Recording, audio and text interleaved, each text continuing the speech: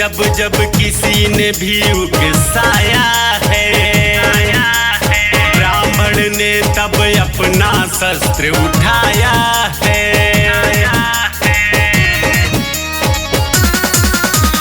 हमको जब जब किसी ने भी उकसाया है, ब्राह्मण ने तब अपना शस्त्र उठाया है। एक शेर पंडित वंशज का अब चले तलय खंडित है।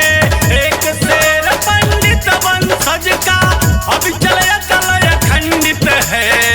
शस्त्र उठा तो धरती हिली, शस्त्र उठा तो धरती कांपी, ऐसा योद्धा पंडित है। शस्त्र उठा तो धरती हिली, ऐसा योद्धा पंडित है। ऐसा योद्धा पंडित है। ऐसा योद्धा पंडित है।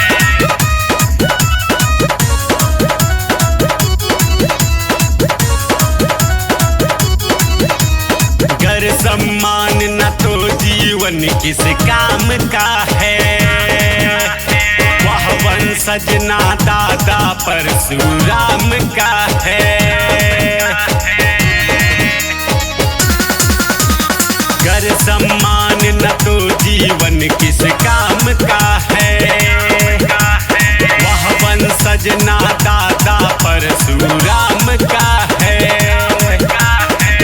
धर्मी लंकापति की है, गाथा खून से रंजित है।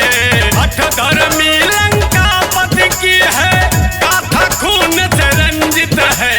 शस्त्र उठा तो धरती कांपी, शस्त्र उठा तो धरती हिली, ऐसा योद्धा पंडित है।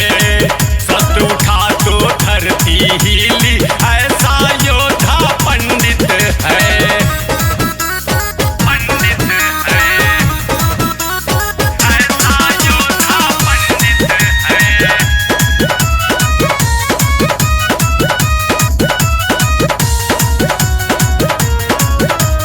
कभी सामने से आकर टकराओ तो छिप छिप कर अब और न गाल बजाओ तुम।